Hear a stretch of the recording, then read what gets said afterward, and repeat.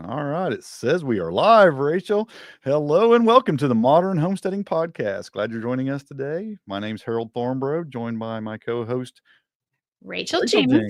James. I was going to throw it in there if you I'm here didn't. from the cold north, but apparently it's cold everywhere. It's cold here in Indiana. You're up in Michigan. It's cold there. I From what I saw understand, Florida it's got cold snow. in Florida right now. So I Yeah, mean, it's Florida cold got everywhere. tons of snow. Yeah, it's crazy. I mean, it happens every few decades. It happens, don't it? Yeah, I guess so. I guess so. Well, the good news is, like I was telling you before we came, um, maybe it will kill all the bugs. Mm, Ticks, Japanese beetles. I'd be happy if they all mosquitoes. were dying a Yeah. slow, miserable death, freezing underground right now. Yeah, it does help. I mean, Yeah. we've had really super mild winters, and you can definitely tell the difference how bad the bugs are that year. That always Yeah. works for Yeah, sure. and we don't have nearly the amount of snow. Usually the snow will insulate the ground a little bit. So since we don't have nearly the amount of snow, maybe that freeze will go deep and kill some of Yeah, that stuff. that's a good That's my point. only hope. I'm trying to look at the positives. My only fear about the deep freeze is because we're in the same boat. We haven't got a lot of snow. We got a little bit, but then it's still there, but it's only a couple 3 or 4 inches probably still in the ground. And but I do think about things like my fig trees. And I was like, "Ooh, I hope a Yeah. deep freeze doesn't kill that," because I haven't had that issue. It's survived good for a couple years, but we haven't had a deep freeze without snow on the ground, to I'm gonna call insulate. mine dead at this point. I'm pretty sure they will not survive. We've been like this Really? for like a couple weeks. Well, we've got down -17. Mm. I don't think Wow. my Chicago figs are gonna make it. Mine came back the last couple of years really, really good. I mean, that's Really with the good. wind chill, but we've been in the negatives for it's not like it's just been a day or 2. I'm pretty sure they're froze. Yeah, probably. Yeah. I hope mine are fine. It's the only plant I think I really worry about out there because it's the only one that's just Yeah, kinda on the, yeah. border of the zone here, so A I do little worry bit of about a them a little bit. risk that we take Yeah, sometimes. it's done well so far, but we haven't had a real brutal winter as Yeah, far as and temperatures. so a lot of my friends that live a little bit further south, um, the birds and stuff are not used to it, they worry about their roosters, especially with their big combs, getting frostbite, and so if your animals aren't used to it, it's definitely a different game. Mhm, So, yeah, and they didn't really have time to adjust to it either because it was one day it I was know. pretty warm, and the next day it was below 0. It Yeah, it was was just so quick. Are it you was guys on the upward turn now? Because I think yesterday was our coldest day, and now today it was like a balmy 2 degrees this morning. yeah, it was negative here, yeah, So it was warming up at 2 degrees. yeah, yeah. I I was think we're on our warm up now, which for us, I mean, I think it's supposed to get like to 24, which is t-shirt weather in January here. I was working outside middle of the night, and it was about -7 without the wind chill, and, Yikes, t that's brutal. tonight, it's gonna be, like, 16 degrees, then I think tomorrow, like, 4 degrees, but then it starts going up after that up into the Yeah. 20s at night, so I don't know if it's supposed to go up, down, south, if it's kinda moving out for everybody. I haven't paid much attention. I'd be happy with it being kinda over and start working its way back the other way right now. I'd be Yeah, fine with yeah, that. same. Well, Yeah. we have this, and then out in California, they got those horrible fires, so I think I'll Yeah, take the for sure. cold. I think I'll Yep, take the cold. there's always stuff going on everywhere. Yeah. Um, yeah, but it kinda brings us to our topic too, because one of the things that on a homestead, weather definitely can affect and make things tougher is raising, especially small livestock. Yeah. Um, it can affect your livestock a lot. It can affect the labor involved in livestock a lot too when it comes to watering and things like that too. So Mhm. that's today what we're gonna talk about. We're doing another kind of in our series here of back to basics, and we're gonna talk about getting started with small livestock. And when it's all I really do because I have a small property.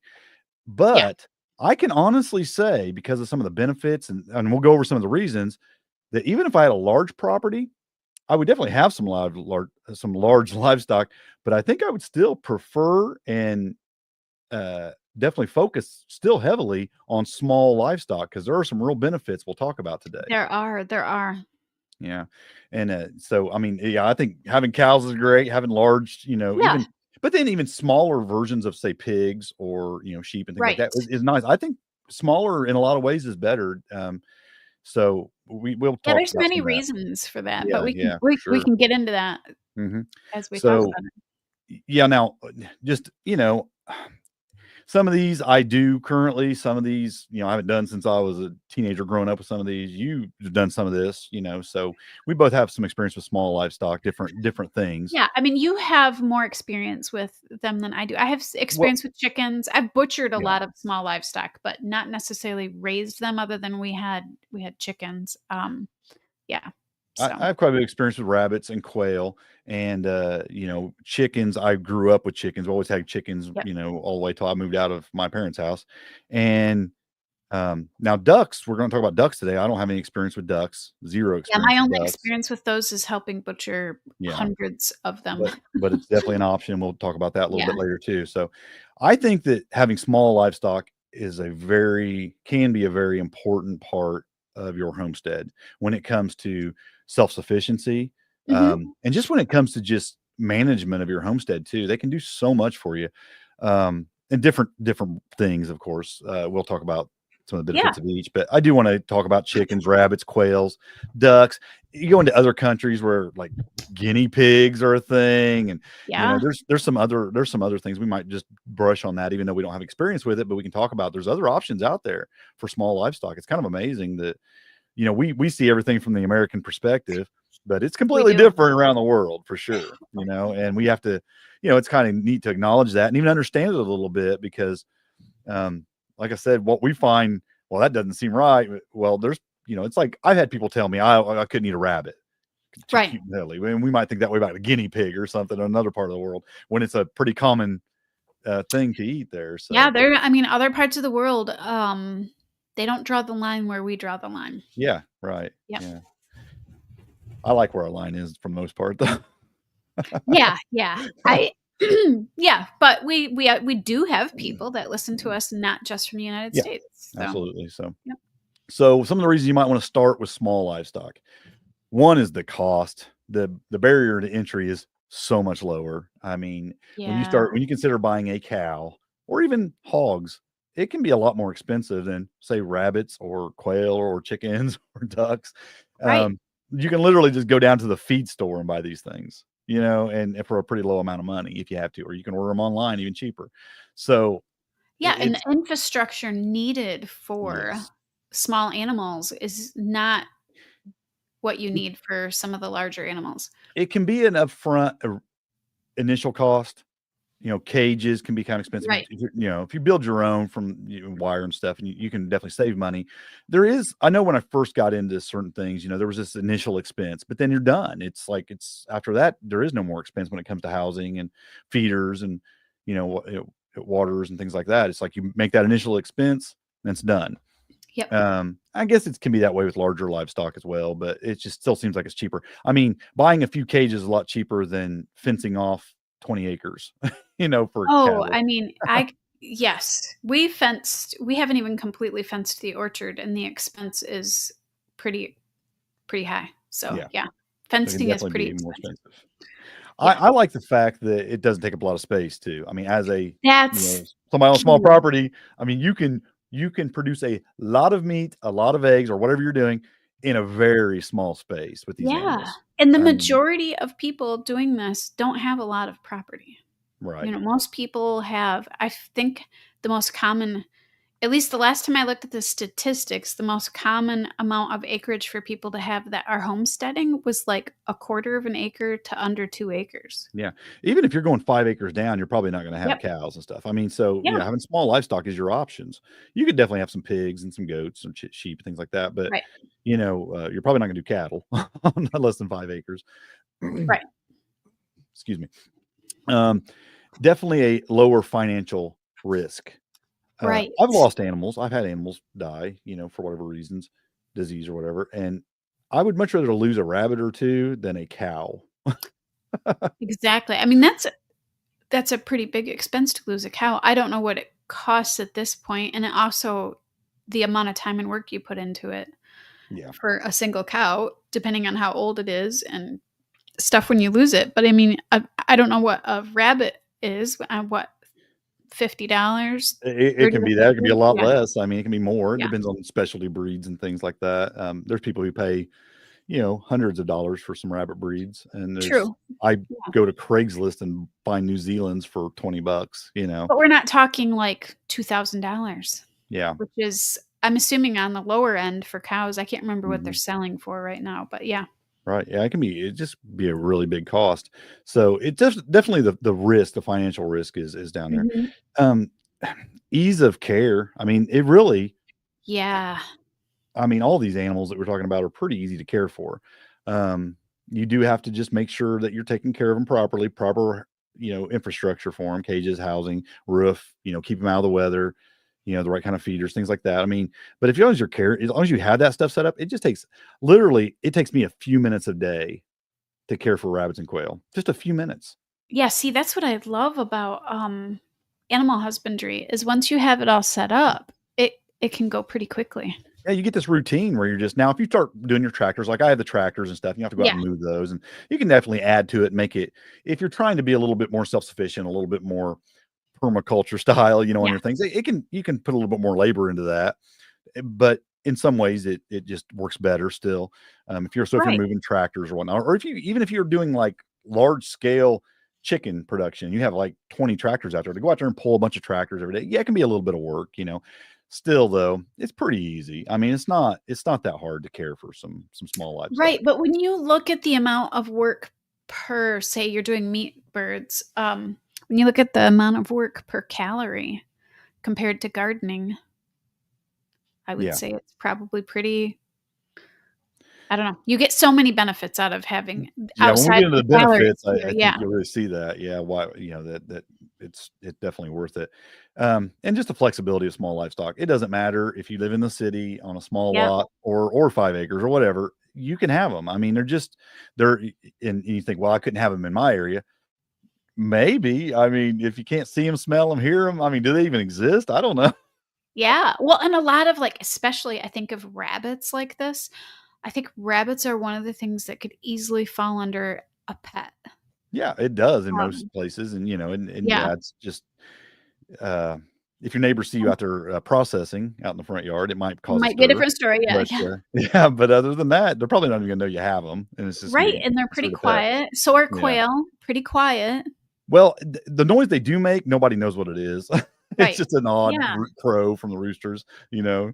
Nobody really identifies it, I don't think, and it's not been around those kind of animals. Right, so Um, I just think so it's so perfect for small homestead, and I mean, even on a larger homestead, the idea of smaller animals feels, for me, feels more doable, I think. yeah. Well, and So I also think about the risk of food too. I didn't even put this in the notes, but right now there's like a large hay shortage everywhere. Like people are having trouble getting hay to feed their large are livestock. they? Okay. I did And not hear well, about this.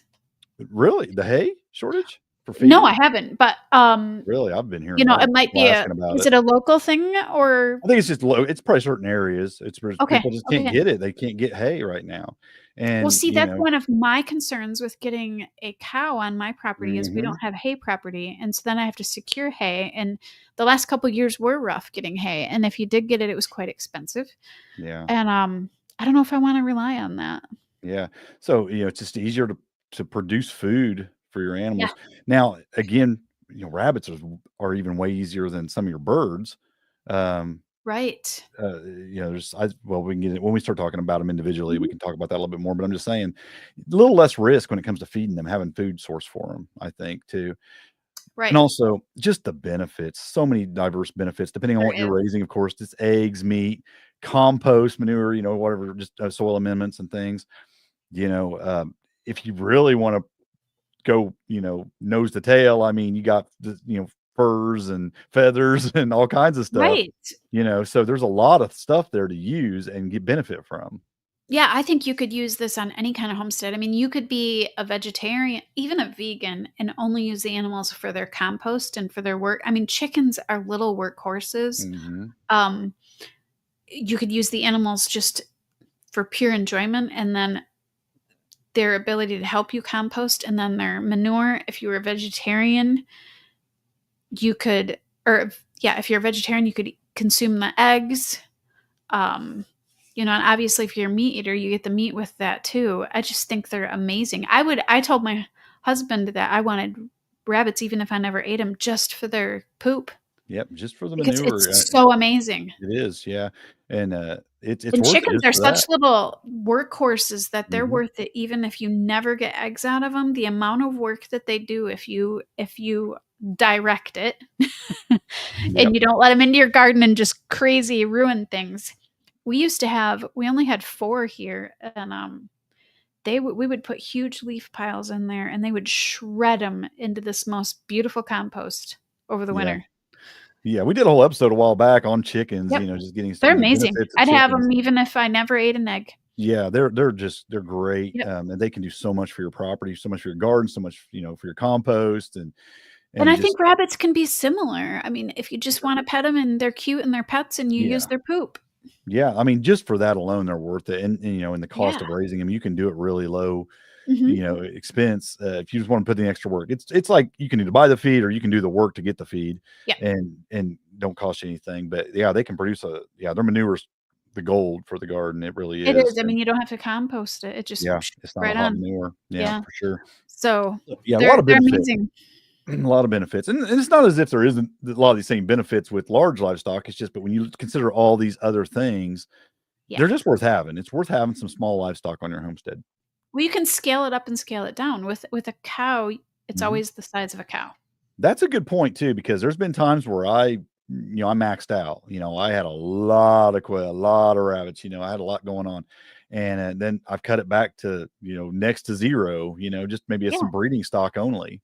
You know, and just started back over because I just and go through the seasons of life where you just want to slow down. You got some other things going on. You want to slow it down. Another season of life is like we need some production around here, so you ramp it up, and then you can do it in just a few yeah, months, back and forth.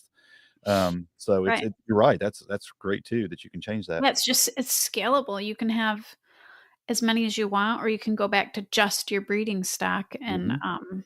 just kinda take a little bit of a break for a little bit. But with a Yeah. cow, once you I mean, a cow is a cow is a cow. It's there, yeah, it's taking up the same amount of And it's a space. big animal to feed. I Yeah, mean, yeah. and, So when it comes to processing too, oh, yeah. to That's a process a cow yeah. or process a pig, it's a lot more work than processing rabbits or quail or chickens, or ducks. It's a lot more work, and it's just you need some heavier equipment. You need some stuff to pick that thing up and do the work, and it takes some stuff. Where Well, and then you have to have the storage to yeah, store that. So you're either gonna can it or family's gonna take it or it's gonna have to go in the freezer, and, that's a I good don't know, point. there's something to be said sometimes to storing things on the hoof Yeah, or on the paw, yeah. whatever you wanna call it. Well, yeah, whatever. Um, Um, you're yeah. right. Yeah, it's a little easier just to take them as you need them rather Mhm.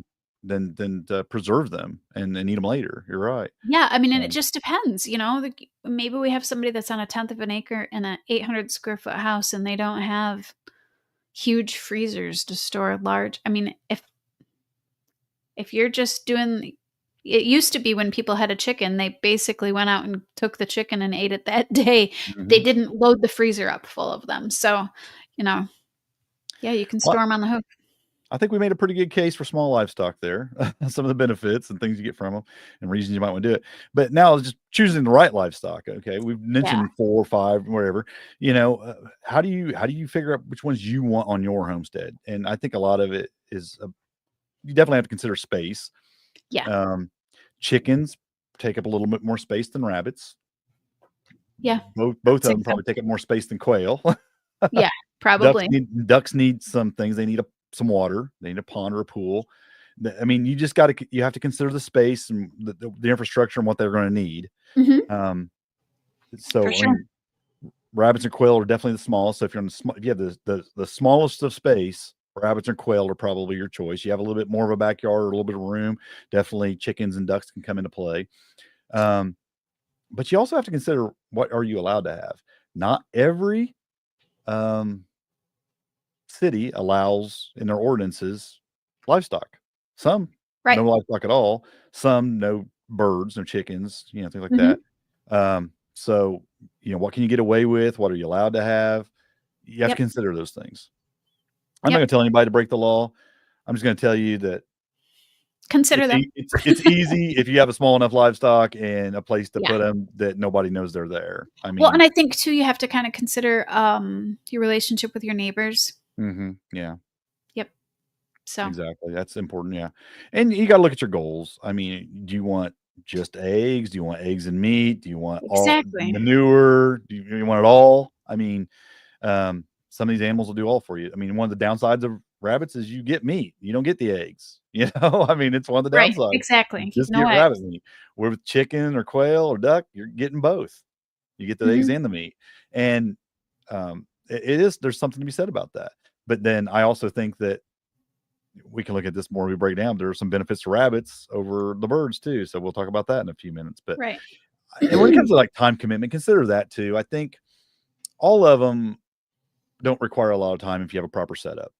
Which one takes more time, do you think? Your quail or your rabbits? Or are they about the same? Probably the rabbits a little bit Okay. more.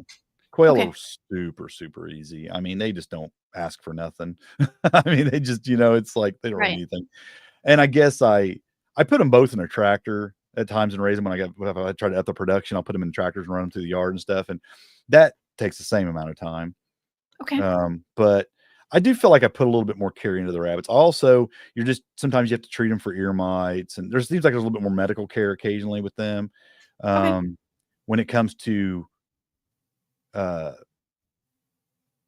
production, when you're birthing rabbits and things like that, there's a little bit of care, putting in nest boxes, cleaning up after them, things like that. Where the quail are just dropping eggs every day. You can throw them in the incubator, produce 50 more, and I think that the quail require less Okay. time than the rabbits. Yeah, So, chickens I think are yeah. probably in the same boat with rabbits, probably just because they have big coops you're gonna have to clean out. Depends on how big of Yeah. a setup you have and Right. things, but So quail first, and then probably rabbits would be number 2 then under I'd probably go quick. chickens 3 And and then 4. chickens. I'd go ducks 4 just because of the water, Yeah, swimming you have to pools dump and the ponds and water things. and Yeah. yeah. And especially living in the climates we live in, you have to with the freezing and stuff, the water Mhm. becomes a thing to deal with. And again, it depends on your setup. If you have a actual backyard pond or something, you're on 5 acres, you got an acre pond or something, it ain't nothing. I mean, you're not gonna do anything extra for that. So it's gonna depend on Yeah, your situation for for sure. sure. Um, but yeah, I think, to consider it all. I mean, you just want to consider the care, consider their needs, feed costs, um, Yeah, space they I need, mean, things like that.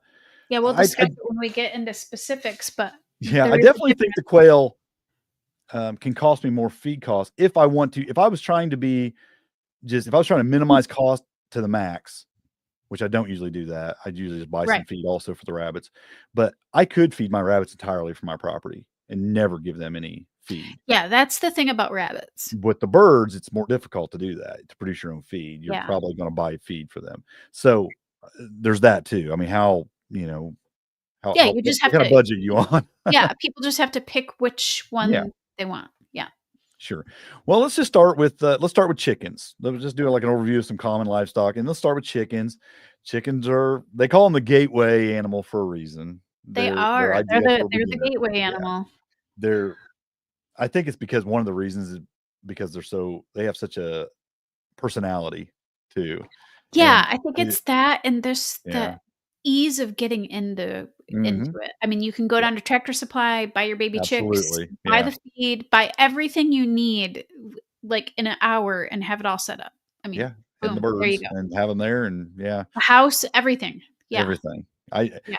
Getting into that though, I will say this: I see a lot of people, first time chicken people, will go and buy these coops that aren't really that fancy or anything, but they're super expensive. They These are, they're stupid they're expensive, crazy expensive. I mean, you could build anything that'd be and just they're as not built solid. very well, they don't last very No, they long. don't. And I see people, and the same thing with rabbits. I see people buy those pre-built hutches that are garbage. They just don't hold up. I had somebody give me one time, and I used it for a while. It lasted a year, and it was just falling apart. It was not no, it wasn't any Yeah, good.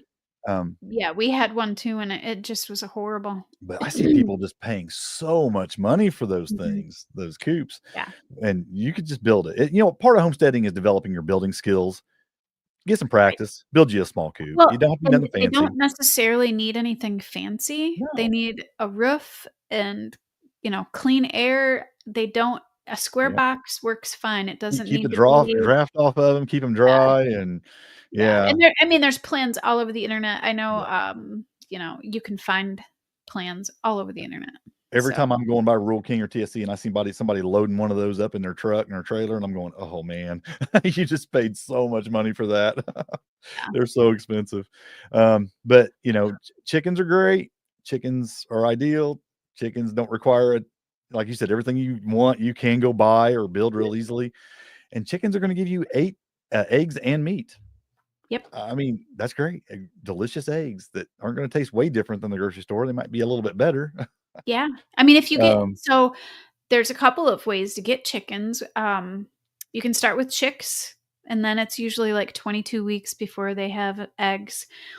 But there are sometimes you can buy, at least locally here, you can get on like Marketplace, used to be Craigslist, but now it's mostly Marketplace. And there's a couple of farms that actually raise chicks and then will sell them to you at 20 are they allowed to weeks. sell animals on Facebook Marketplace? I didn't think you could. I've bought stuff off Craigslist, but I didn't know you were allowed to sell any People have. animals on. We've Do gone on they? there. Okay. But you can Wow. buy chicks that just started laying. And, they'll charge like 20 to 25, Yeah. $30 for Yeah. each one, but you are skipping paying for all that feed and the Yeah. brooder and all that Oh, stuff. yeah. Yeah. And, from day one, then you have chickens laying eggs. So, Yeah, that's a good way to there's ways go. to do it. You can also buy ones that are like a year old or a couple years old that don't lay as Mhm. often. Um, there's ways I've to I do it. I've honestly been on Craigslist and seen people who just didn't want them anymore and were giving them away. Oh, yeah, I see that all the time. I Yep, do too. yep. Yeah. I see that with Happens rabbits a a lot. lot too. But, but the thing is, what's great about them is, like I said, everything you need, you can just run down to your local feed store. You can buy bags of feed for them. You Yeah. can get any of the care products you need for them to take care of them. If there's a medical issue or something, you can just get all that. It's all local. It's all easily available. And like I said, they're a gateway for a reason. Ease, personality, just it's the barrier to entry is really low, Mhm. and it will get you hooked on them, and you will Oh, not raise just a handful. are You'll end up with more. they are entertainment. They're Yeah. hilarious. And you'll find out that they are so easy, you'll just wanna keep getting more and more of them, and unfortunately, some people go overboard with it because they just keep on getting them because 'cause they're so easy, and then at some point, it becomes not so easy because now they got way too many. Yeah, I mean, it's and you can make a determination if you want layers, because you want them for the eggs, you want them just for the meat, or do you want Right. a bird that does both, Yeah, you can that's get good dual for both. purpose. Dual Yep. purpose bird, and it's a good way to go. So, they Yeah, and definitely you can go to, like, Murray McMurray or those other places online, and you can look at breeds. So if you go to, like, your Tractor Supply, they're only gonna have a few. If you go to some of these online places where people order, they have Mhm, so many to pick from, and you can pick something that's maybe a little more suited for your area. Like here, I'm gonna want a bird, especially if I had a rooster, with a small comb because the combs can get frostbite. But mhm, if you're in like southern Florida in zone 9, you're going to want it's not going to bother you if your rooster has a big comb. I mean, right. so yeah, I mean you're just going to want to, and plus it's just fun. Do you want one that lays brown eggs, or do you want one that lays blue eggs? Or go traditional So, white eggs, yeah, I mean, you just or their white options are eggs. there. Or Yeah. you want and there's some that lay more eggs than others, so, I mean, if that's Yes. important to you, I mean, get those, and like I said, there's some birds that produce a lot more meat. If you're looking to maybe run some tractors and have meat birds, and, that's a Yeah. good way to go too. A lot of people just jump right into that, and they go at it, and you'll find out there is a little bit more loss usually with those kind of birds. Yeah, especially the Cornish cross are Cornish cross, you definitely might have a known little bit of for. loss at first, so if Yeah. that bothers you, that can be an issue because it's not like most of your layers are pretty hardy and they're gonna hold up and they're gonna turn into almost like pets, where your meat birds aren't gonna have that same, Nope. thing. It's gonna be you're gonna lose a few, you're gonna have some decent They grow production, but super fast, yeah. yeah, they're gonna grow really fast, and there's not gonna be a personality or it's gonna develop too much because there's not a lot of time. Just a few weeks and they're over. Exactly. Yeah, yeah. But produce a lot of meat for you. So Yep. yeah, again, it's just what you're wanting. Yeah, yeah, and I mean, if you're on Facebook, there are groups dedicated just to, like, specific breeds or Mhm. to creating feed. I'm in a couple of different groups. There's specific breed groups, there's groups that are developing their own feed, there's groups that have bunches of different birds that they talk about. I mean, you can find it all. You can take it as deep as you want to take it, or you can Yep. just you can just jump in and go at it and get started with it. Yep. The next thing we'll talk about is rabbits. I love rabbits. That's the thing I've been raising the longest. I love them because they're small space, compact, quiet. A lot of meat production, a lot of excellent manure that we talked about earlier for the garden. I mean, Yeah. I have these totes that I catch the manure in, and Mhm. it makes it so easy to take it out there. And I put a bunch on directly on the garden, but I also put it in the compost and let some of it compost. And it's great stuff. It's just great stuff. I mean, like I said, if I never ate a rabbit, they're worth having just for Yeah. the manure. They really are.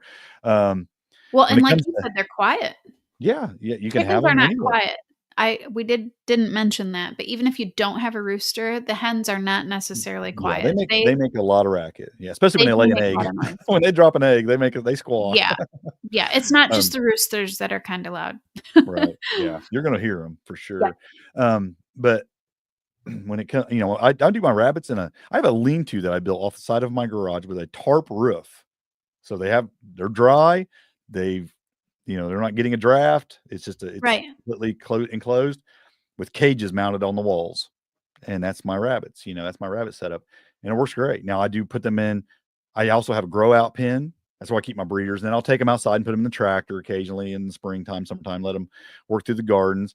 I also have a grow out pen in the back, so when they have babies, whatever, you can grow out a few just for meat production if you're doing that. So I mean, it's a simple setup. It's very small. I think you've probably seen pictures of it. I probably Yeah. should have maybe had a picture so I could bring it up show. But it's a really small area, and I do quail and rabbits both in there, and we produce a lot of meat, a lot of rabbit meat in that small area. So it doesn't take up a lot of space. Uh, all Right. Well, the cages were even expensive. I have a few bought cages from the early days that I bought like down. Those are expensive though. You can actually just buy the hardware cloth, the wire hardware cloth, and just make your own cages, and it's really inexpensive. Just buy the right. little tool for the clips and just make your own stuff, and it doesn't cost very much. Right, And and you can go with the feed, you can go to, like, Tractor Supply and get their feed and stuff too, right? absolutely, and I keep my rabbits about 50-50. I give them a lot of feed, but then I also give them forage. Okay. And they'll eat that way. That I can take them either way 100% if I had to, because you Yeah. can't shock their system if you're doing Yeah. 100% of one and then switch over to 100% of the other. Right. So I kind of go 50-50. They eat about 50% of each. I mean, in their diet probably. Right. Wintertime, that's a little tougher, obviously, but I usually just go down to a breeding stock in the wintertime. That's just the way I do it. And then we'll start early spring, like really early spring, late winter. We'll start breeding and start building up the numbers again and try to get them, where we can get some production going. And then, So they're really affordable to feed. That's what I like about them. yeah, Yeah, absolutely. and the Oh amount yeah, of meat. it can be free if you want to put in the labor. It really Yeah. can. It really can. You can just go out and do the foraging for them. Running them within a tractor and just giving them that, they tend to not eat enough grass, it seems like, by itself. Okay. They'll start showing. I mean, you have to definitely put some stuff in there with it to give them some variety. Like I'll do comfrey and mulberry leaves, and I'll throw some other stuff in there, and they'll tear into that. It's hard to produce it. I don't think they really make it just on grass alone. I don't feel Okay. like. And I like giving them like the sticks and all when I'm throwing like mulberry branches in there stuff, because they'll eat the sticks, they'll eat the bark, they'll eat all that stuff, and so they really Yeah, make I use of know the all of it. wild rabbits will eat sticks because they Mhm. have ruined several of my trees. Yeah, they will completely go all the way around a tree and girdle it and kill it. Yeah, Yeah, for I've sure. had that happen many times. Yep, they can do it. So I love it. One of the things I love about rabbits over birds is the self-sufficiency aspect when it comes to preparedness, Yeah. because they will do their thing without any help from you. And what I mean by that is they'll breed and then they will Yeah. continue to produce more and more and more. Um, chickens will too. I mean, they will. I mean, just it's a little bit of a more of a Right, process. You have yeah. to find a broody one, and it takes a little longer. Yes, and Rabbits, you one can't that's gonna stop be a it. good mama. I raised rabbits in colony for a while, for a couple of years, and it got so out of control that I mean, I had 100 rabbits in no Oh my time. It was gosh. crazy. It got Wow. so out of control, it was ridiculous. We should acknowledge we see a couple people, we have a Digger that says good afternoon. Now I see, Tom from Small Oh, Scale Life's in here saying howdy. So, yeah, now I see the comments. Yes. glad to have you guys in here. Um, but yeah, rabbits, again, when it comes from a preparedness aspect, um, I just love that there's some security there that isn't there. Even with my Right. quail, I have to run an incubator with those eggs. They will not. I don't have Yeah, any. I've They won't heard that broody. quail won't Yeah, just it's pretty much been lay bred out eggs of and them. lay on them. Yeah, yeah. Yeah, I think occasionally there's been people saying, "Well, I've got mine to go broody and like hatch." It happens Right. occasionally, but for the most part, they won't hatch their own eggs, and you have to put Yeah, them I in a think I think incubator. that rabbits are first there because even chicken need grain and scratch, where Mhm. rabbits, if you really worked at it, you can feed them 100% from your property. Yeah, when it comes to a Yeah, self-sufficiency and preparedness animal, I think it's hard to beat a rabbit. yeah, It's hard to beat a for rabbit. sure. But I'm gonna move on to say quail, I think, are my favorite, though, and that's the next one I wanna talk Are about they? because I like quail. Yeah, I love the taste just about more I than was just anything. gonna say, does Love the flavor eggs. have to, yeah. Yeah, I love the eggs. I love it takes a lot of them because it takes about 4 of them to equal a chicken egg, really. They're Yeah, so small, but they taste great. I think the yolk to white ratio is a little bit more yolk, so that's the more flavorful part of the egg anyway. So, it just seems like they right. have a lot more flavor. The actual, vitamin, um, production, I think, is a little bit higher than a chicken egg, Okay.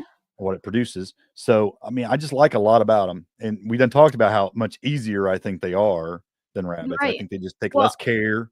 mhm. So, They're pretty easy to process too, right? they're the easiest animal to process. I mean, I didn't mention this though, but rabbits, one of the drawbacks with them, especially if you live in a hot environment, they don't do well in hot weather.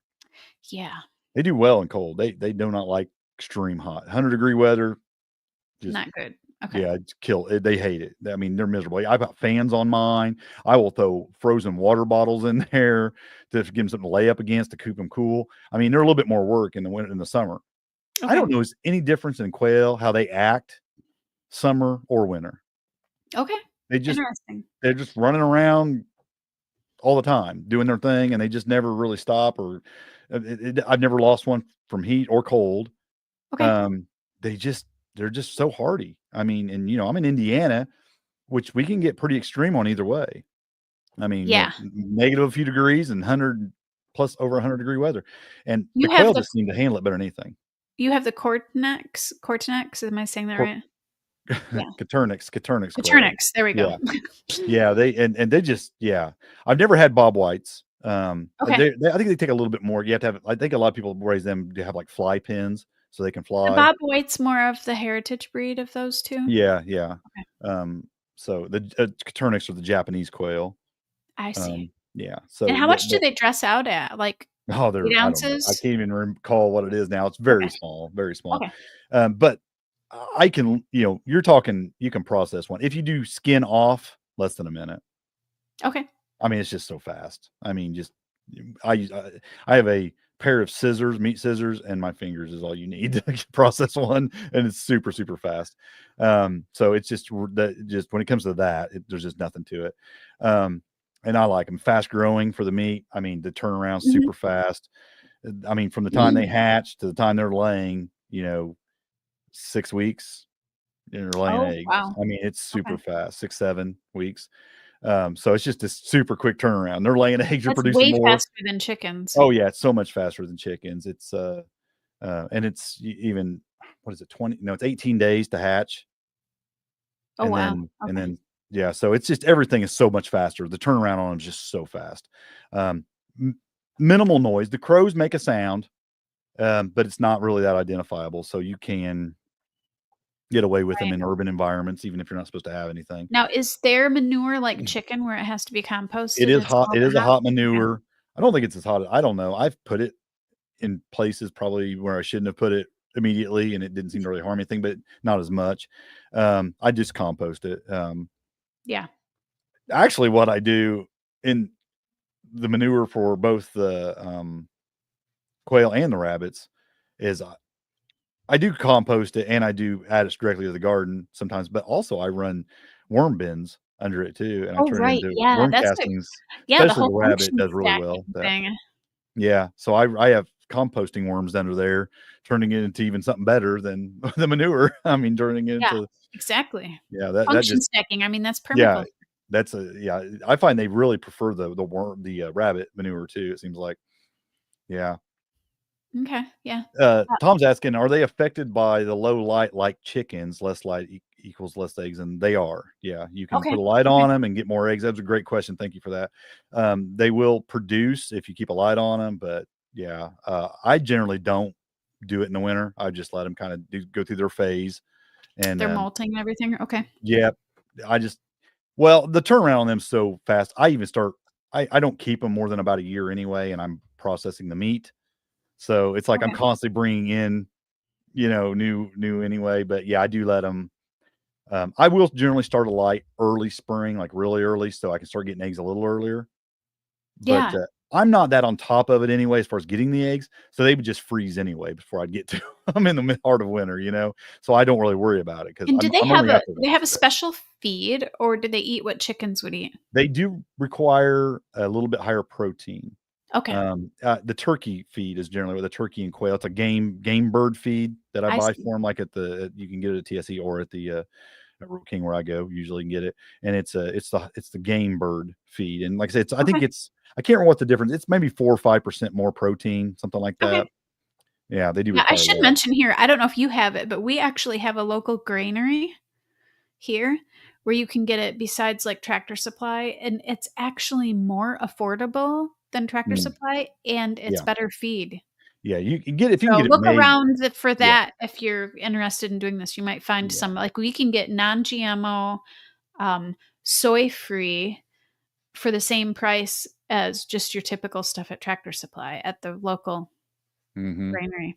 So What I do find too is I will usually buy that little bit more expensive um, for meat bird chicks when they first hatch because it seems like they really need that even higher protein. Like it's even 4 or 5% more than like the turkey feed okay. when they first hatch. They do really good. They'll get kind of give them that boost at first, and it's like a 5 pound bag I'll buy on my first hatch. Just give them a few days of that, and then I'll switch them over to the other. And it That really probably lasts forever, those things are so it tiny. well, it'll last a few feedings or definitely get them through that first couple weeks. And I don't know, it just seems like it gives them a nice little boost because I actually had more success rate. I've actually lost a few when I tried to start Okay, them with the other feed. It just seems like it just doesn't have quite enough for okay. them, whatever's in there for them to start with. So I'll buy that little bit higher protein stuff. So you spend a little bit more money right at first, but then they're good. When it comes to housing, they require so little space. I mean, they don't even like a lot of room. I mean, they just kind of run around and don't fly or anything. They will jump. So if you give them too much room, I've never had it happen, but some people say if you give them like say a larger cage, they will jump up and flap their wings and hit their heads on the top and actually can kill themselves, bouncing their heads off Yeah, the I've heard they're not the ceiling. smartest of the, bird family. I've got them in rabbit size cages and I've never had them do that, Okay, but I've heard people say that they've had that happen. okay, But mine I've never found one dead for doing that. But they don't require a lot of space. A lot of people raise them just barely a little over headroom and they just kind of run around in there, have these really small, squared out. I generally keep 3 to 4 hens and a rooster in the same cage. So no more than 5. You definitely don't want 2 roosters in the same cage because they will fight. They absolutely will fight. okay. And it's brutal. I mean, it sounds like how could that be? How brutal could it be? 2 little birds. It's brutal. I mean, they will There's a reason demolish they each other. have, rooster fights, cockfights. Yeah, I'm just Yeah, and telling I you, can quail, don't imagine be fooled. they're Those still little birds birds. will tear each other up. So if you put 2 roosters in the same, they can do some Yeah, damage. So 3 it's probably better on I think my cages are a little bit larger, like 36 by 36. So I can do 4 hens and a rooster in there. If you had okay, like the 30/30s, you might go 3 hens and a rooster, but it's plenty space for them. They're so small, like I said, they don't require a lot of space. Um, in the tractor, I run quite a few of them in the tractor. I mean, my tractor ain't that big, and I'll put like 20 in there. Now that's the thing, you can have more roosters if they have more space, but if you put them in a small cage, I've had 2 or 3 okay. roosters in the tractor, and they don't fight because they just have a lot more room to get away from each other, move Right, around. and they're busy. You're And a keeping them lot more busy. hens. There's a lot more hens in there, Right, so they right. don't, you put a couple roosters with a couple hens, you're gonna have a serious problem. Yeah. Yeah, that's so I think it's that same way with chickens too. I mean, there's this number. yeah. Yeah, you Yep. just gotta keep it within what there's a hierarchy that they develop within themselves, and Yeah. they're gonna have problems if you start messing with that. Yeah, for sure. So, but yeah, I just think that they're my favorite animal. They're just my favorite in every way. They're my favorite because, Okay. like I said, just ease, taste, production, just everything about them I love. They're my favorite. They're my all the animals I've ever I mean, I grew up raising cows, pigs, goats. I mean, I've raised chickens, all these animals. Quail, hands down my favorite. Even before rabbits, quail. Yeah, oh yeah, yeah. Yeah, I've had rabbits the longest, but I'd take quail over rabbits any day, mostly just because you get the egg and the meat. Yeah, it's just kinda Yeah, perfect. Now do they yeah. scratch and stuff? Like, when No, you run them in the tractors? very little. Not They don't really? dig they Okay. won't dig like a chicken, no. I Yeah, mean, chickens they'll will. definitely scratch and, a little bit, but they just can't they're not heavy enough and strong enough to Right. do the Okay. damage. Chickens, But it's a pro and a con. I do set them right over my raised beds. The tractor, I'll just move it and set it right on top of a raised bed, and, Uh-huh. they're gonna give it that nice they'll scratch a little bit on the surface, they'll put a nice little injection of manure in there, you know? Um Right, If I'm done with one in the summer and yeah, set that over it and let it go, and it ain't gonna hurt nothing. That hot manure is gonna set all winter anyway. So it right. it works out really well. I mean, the rabbits will definitely dig more than the quail do. Yeah, yeah. They'll turn it over. Not like a chicken still though. Nothing like a chicken. Well, chickens Um, will destroy something if you leave them there long enough. yeah, It's a yeah, pro and a con for sure. absolutely. Yeah. And again, I found my first quail on Craigslist. The first time I ever got into it, I bought adult quail on Craigslist. Nice. Found somebody local that was selling them and went and picked up like 20 of them and got started. That's how I got started with it. Didn't know anything about it, didn't know what I was doing, but I just jumped into it and learned a lot, I and I've love it, enjoyed it and ever well, and since. the nice thing about those is you said how easy they were to process. Oh, Again, crazy. it's something that's easy to store, like, on the hoof. You can do a dinner's worth or a week's worth, and then you Mhm. don't have to have, like, a big freezer, What's lots great of is you could storage. you could Yeah, process 50 of them, and it ain't gonna take up a ton of freezer space. exactly, So yeah, that's kinda or, good I too. mean, I've seen people can them, like, the whole Yeah. thing. Oh, yeah, You absolutely. just stick the whole thing in a wide mouth jar and boom, Yep. there you go. You could probably put about 3 or 4 of them in there and Yeah, yeah, yeah. so, I mean, storage ability for something like that seems really doable Yep, for on a sure. small scale, and you can do this just on the small I mean, I remember years ago, a podcast I listened to where somebody was doing them in their garage. I mean, you don't have to have a lot of land. Yeah, like I said, I got a little lean-to, and I'm doing them in Yeah, there with the rabbits, and one quail on one side, rabbits on the other, and it's plenty. It's plenty of production area. Um, right. let's move on to the one. I, I guess I know a little bit about them, but I've never raised them as ducks. There's a Yeah, lot of I've benefits to ducks. babysat ducks before, and I've Mhm. butchered them before, but I would not say I am an expert in them. Yeah, neither one of So, us are yeah, for sure, but I hear all the benefits. The people who raise them, I know a lot of them that would choose them over chickens because they just love them yes. so much. Well, I think one of the biggest Um, reasons they choose them over chickens is, their beaks, they work better for, like, eating slugs and stuff in the garden, mhm. but they don't destroy tomato plants. Yeah, Um, they will I and they mean, they don't can tear up scratch as things a little much. bit, but they don't Yeah, yeah, they won't dig up your garden. But yeah, the downside is they won't turn your compost and things like that like a chicken will. I mean, right. chicken, if Well, you just and they're messy. I mean, yeah, if you you can do have to focus do yeah. yeah, it's just about focusing that's a permaculture concept, really focusing the energy of that work where you need it. Like for a chicken, if you focus that onto a compost pile or into a garden bed to Mhm. prep it, that's not damage, it's a benefit. With ducks, you focus their energies of eating slugs and things, Yep. do you remember that movie, that documentary that came out, that was a big farm, little, I don't know, what was it called? I Oh, I can't know what remember. you wanna I don't know what it's called now. I know Little, what you mean, but I I don't know. can't Anyway, I remember can't remember the name of it. I yeah. hate that. I'm drawing a blank now.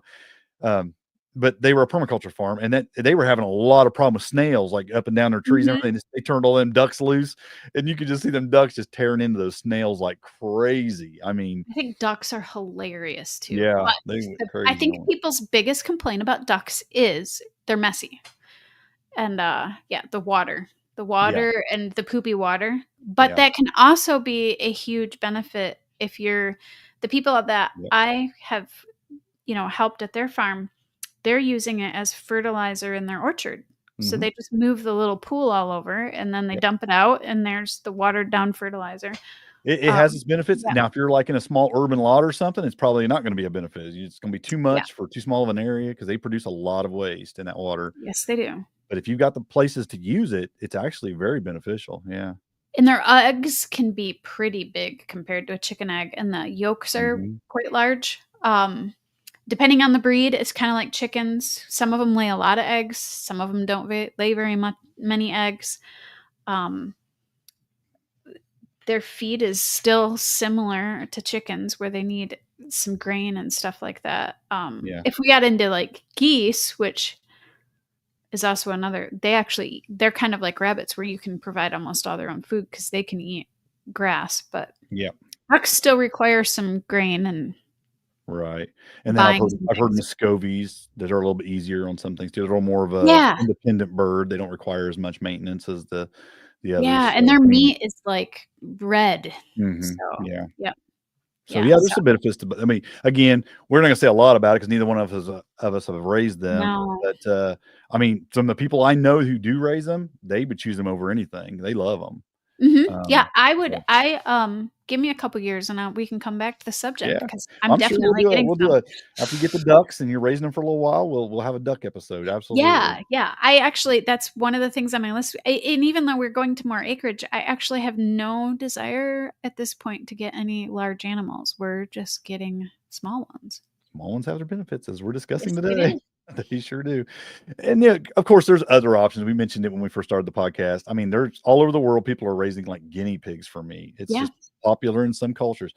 Pigeons. Some people squab is something that a lot of people love, the I've squab never meat. heard it called that, so it's called Squab. squab. Yep. Squab is the meat, as the pigeon Interesting. meat, and people raise pigeons for meat, and it's a thing. It's a thing that a lot of people Mhm. do. You know, this last one I put in here, bees. Is that a livestock? It's Right, question. yeah, Probably not, but it is something you can definitely consider, even on a small lot, having bees yeah. for the pollination and the honey production. Well, there's There's just guinea other pig, yeah. options. There's many things. I mean, there's people, Yeah, there's a farm I follow out in California. They have a tenth of an acre, and I believe they had a mini goat, like, for yeah, milk and stuff. I mean, absolutely. there's options Yeah, for there's other many things you can things. Yep. definitely do. And even if I was going, even if you were going to have, say, pigs and goats, they're definitely miniature versions of these things that are going to be, Yes. again, you're going to get that benefit of being smaller animals than the larger animals. So Well, and the you can, benefits are, I mean, you've had Jordy on. He has his potbelly pigs. yep, The definitely. benefits are that, like we talked about before, is it's easier to butcher, easier to store. You don't have to have a huge freezer. Hmm. One of the things that probably Jordy took into consideration, um, and you and I do with grandkids, is the size. When you have Yeah. a huge animal, you have to worry about your grandkids. And it's definitely easier to have smaller animals and not have to worry about that safety issue. I'm gonna tell you, when I was a teenager, we had some pretty large hogs that used to make me nervous. I mean, Yeah. they can do some damage. I mean, They will you run gotta be you careful. over. They will. I mean, you got to be careful around them. So, having Yeah. little kids, yeah, that could definitely be something you definitely have to consider there. And little Yeah. animals. I mean, Well, and if my it's a grandkids love small, to hold the rabbits or hold the quail. I mean, it's like they right. love that. Yeah. And if you want the kids to be involved, it's definitely easier if they can manage it and it's small enough for them to be able to handle. So, yeah. So definitely, so there's just some options. Now, again, set up for success. You got to housing, coops, hutches, pens, aviaries. Get your infrastructure in. Yeah. Think about your feeding, your nutrition. You get the appropriate diets for whatever you're raising. Think about health and hygiene, preventing disease. Kind of do your study on common health concerns and be prepared for that because it happens. I mean, I've had ear mites have always been a thing with my rabbits. I don't know why. I mean, I'll clean everything, and then it seems like once a year at least we get an ear mite infection, and I have to Okay. tear into that. And it's easy to fix, but it's just something you got to be prepared for, right? Um, and something that, because I'm in town and I'm on a small property, I didn't consider this all that much at all. But boy, has it been one of my biggest problems. And that's predators. Oh, yeah. Predators have been a real issue no matter where you're at. I have dealt with so many raccoons and possums, and it's a thing. Cats, dogs. I mean, it's Yeah. amazing the things that'll get in your Cats, yard. dogs. We had hawks and eagles that would Yeah. eye our chickens even here in suburbia. Yep. Yep. It's something you have to set up for it and prepare for it. and be prepared to take care of that because it's a real issue no matter where you live. It really, really Well, is. sometimes it's worse in town because they don't have a predator, Yeah. the bigger animals, like I a you know fox what? or I didn't even something. think about this, but Tom from Small Scale Life, he just put something in here, and I thought, "What? I Yeah, should have made fish. it fish, aquaponics, and meat." Yeah, absolutely, man. That's a great idea. I mean, it didn't even make the list, even though I do that. I should have been thinking about that. Yeah, you should have been. You know, I almost mentioned raising it, but wait, fish is yeah. absolutely something that you can do in a small That's space. something we wanna do too because I love fish, and it just gives you, like it's that white meat and Mhm. yeah, different Doing I flavor. Yeah, you can raise all kinds of stuff in IBC, those IBC totes. I Yeah, mean, I've built aquaponic systems out of them, and you can do catfish, bluegill, tilapia, all kinds of things. You can do all kinds of yum. fish in those. Yeah, Yummy, so yummy. it's definitely a thing. I'm glad you mentioned that. Um, there's some ways to learn. You can definitely learn through experience. You can start small and just kind of scale up. Yeah, That's been my method for the most part. I'll do a little bit of homework on the internet usually. Just for me, just jumping into things, getting hands-on experience has always been a good way for me to learn. But some people like to put a little more research into it, get the books, go to the websites, talk to people. yeah, That's cool. I mean, you are talking about a life here. It's not like planting some different plant in your yard. This is an animal that has a life, and it's like, jumping into it with the most knowledge that you can get is the best thing to do, really, and be prepared and take the best care of that animal. Um, I've so always liked finding somebody locally or semi-locally that I yeah, can just kinda have mentor me and go yep, help them a few times and, that's kinda pick that their brain. that's the best way. I think that's probably the number one best way. It Yeah, really is. But you know, there's jumping into it like how I do most things. I jump into things. I'll do a little bit of research, jump into it. Then I'll just kind of go from there and adjust as I go. And luckily, that's worked out pretty well for me. And I haven't had a lot of loss or anything. But you know, it's just one of the ways. Learning through experience is definitely something you can do. Um, Consider the legal and the ethical considerations, your local laws, your ordinances. Um, Make sure you got the proper setup to treat those animals and care for those animals properly without them being in a bad situation. Be humane about it. I mean, you can right, definitely get too many animals in too small of a space. Just right, yeah. know your limits. Know your limits. I Yeah, and we mean, already talked about, like, you have to consider where yeah, you live, the heat, the yeah, cold. You and I both it's hard for people to understand that we live north where we are, and we have both issues with heat and cold, but, there's places that are gonna have one or the other more. yeah. Consider Oh yeah. that and how you're gonna deal with it. Hmm. And just especially if you have neighbors in really close proximity, just Yeah, be aware that either be in really good terms with it and them knowing what you're going to be doing, or do something that isn't going to be detectable. One of the two, because you can have problems yeah. there. Neighborhood harmony is important in homesteading. I used Yes, to it not is. care, but I care now, and it's Oh, it it's an can issue. make your life miserable or it can make it Yeah, wonderful. you want So, that yeah. harmony. You definitely want that harmony for sure. Um, So Again, the challenges and solutions, dealing with the predators, managing waste effectively. You can't just let that stuff pile up. You got to take care of it. well, and that's And something to consider too when you live somewhere in close proximity is smell. yeah, absolutely. And So, just yeah, like I said, just taking care of things, keeping things clean. It will definitely be part of what you have to do with animals, and it's the most unpleasant thing, but it's it something is. you have to do. Yeah. Yeah, And just be prepared to overcome some setbacks like sick animals or low production or anything like that. I mean, things happen. I know so many people that get rabbits and they can't get them to breed because it's just certain situations. It's a real yeah. thing. Some people have that struggle. Um, Well, I've also Sometimes seen when, where the mamas, like, aren't mhm. good mamas that, Yep, I've had the moms not take care of the babies and they all die. I've had things like that happen. I've had birds that just, go through it, like they get stressed over something like heat or cold, or and they don't stop laying. I mean, yeah, there's times when things happen that stress the animals and it'll just change everything about them.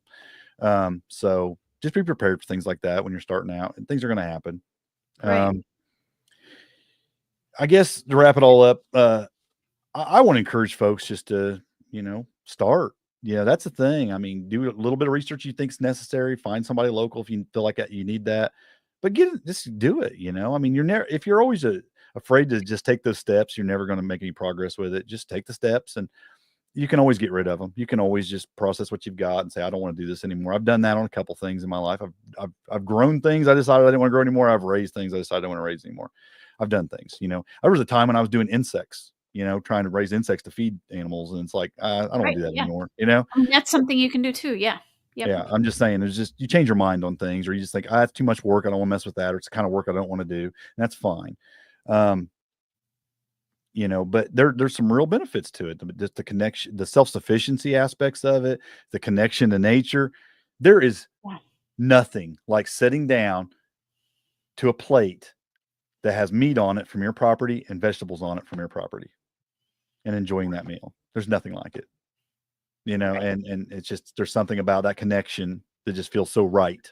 Yeah. Well, and So, that fertility that it brings to your gardens and your trees that you have on your land, it really just can't be beat.